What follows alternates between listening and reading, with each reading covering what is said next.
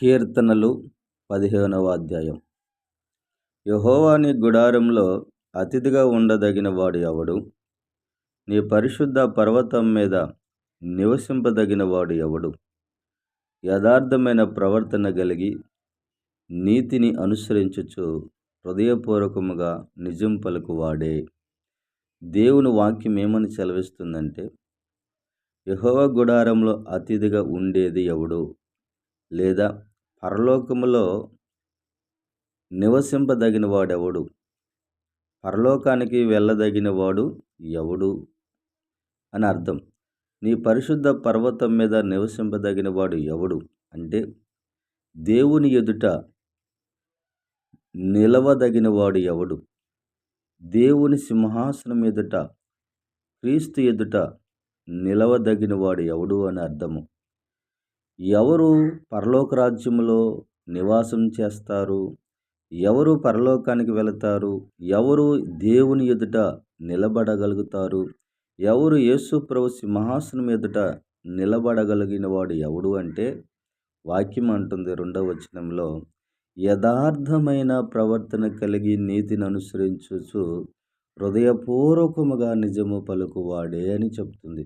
కాబట్టి ఎవరైతే యథార్థమైన ప్రవర్తన కలిగి ఉంటారో, ఎవరైతే యథార్థంగా మాట్లాడతారో, ఎవరైతే హృదయపూర్వకంగా నిజం పలుకుతాడో, అబద్ధం మాట్లాడటం మానేసి, అబద్ధం చెప్పటం మానేసి, హృదయపూర్వకంగా ఎప్పుడైతే నిజము మాట్లాడతాడో, సత్యం మాట్లాడతాడో, అతడు ఒకటి యథార్థమైన ప్రవర్తన కలిగి, యథార్థమైన మాటలు కలిగిన వాడు, హృదయపూర్వకంగా నిజం చెప్పే వ్యక్తి, సత్యం పలికే వ్యక్తి పరలోకములో నివాసం చేస్తాడు, యేసు ప్రభు సింహాసనం ఎదుట నిలబడతాడు అని వాక్యం సెలవిస్తుంది.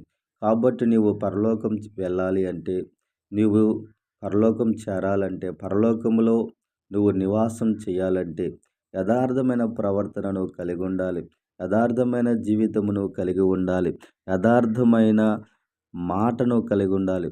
హృదయపూర్వకంగా నీవు నిజం చెప్పాలి, హృదయపూర్వకంగా నిజమే మాట్లాడాలి, సత్యం మాట్లాడాలి, నీతిగల మాటలు మాట్లాడాలి, అబద్ధము మాటలు మాట్లాడకూడదు, అసత్యపు మాటలు మాట్లాడకూడదు, మూర్ఖపు మాటలు మాట్లాడకూడదు, అవినీతి మాటలు, దుర్భాషలు నువ్వు మాట్లాడకూడదు.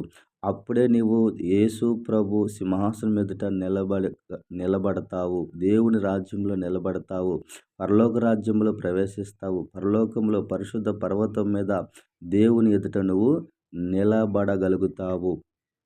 అలాగే ఇంకా దేవుని వాక్యం అంటుంది, అట్టివాడు నాలుకతో కొండెములాడడు. అంటే యథార్థంగా ప్రవర్తించే మనిషి, నీతిగా మాట్లాడే వ్యక్తి, నీతిగా జీవించే వ్యక్తి, సత్యముగా బ్రతికే వ్యక్తి నాలుగుతోటి కొండెములు చెప్పడు, ఎవరి మీద నిందలు వేయడు.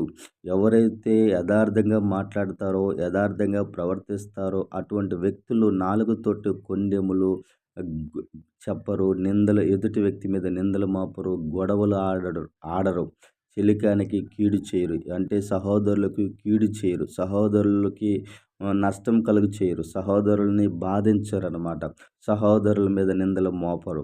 అతని దృష్టికి, వాళ్ళ దృష్టికి, యథార్థవంతుల దృష్టికి, నీతిమంతుల దృష్టికి నీచుడు అసహ్యముగా కనపడతాడు. చెడ్డ వ్యక్తి అసహ్యంగా కనిపిస్తూ ఉంటారు. అతడు యెహోవాయందు భయభక్తులు గల వారిని సన్మానిస్తాడు. అంటే క్రీస్తు యేసునందు భయము భక్తి కలిగి జీవించు భక్తులను సన్మానిస్తాడు. భయభక్తి కలిగిన వారిని సంతోషంగా తన ఇంటికి చేర్చుకుంటాడు. భయభక్తులు కలిగిన వారితో సావాసం చేస్తాడు. భయభక్తులు కలిగిన వారితోనే మాట్లాడతారు. అలాంటి వ్యక్తులను వారు ఎంతో గౌరవిస్తారు. అటువంటి వారు అతడు ప్రమాణం చేయగా మాట నష్టం కలిగినను మాట తప్పడు. అతడు యథార్థవంతుడు, నీతిమంతుడు.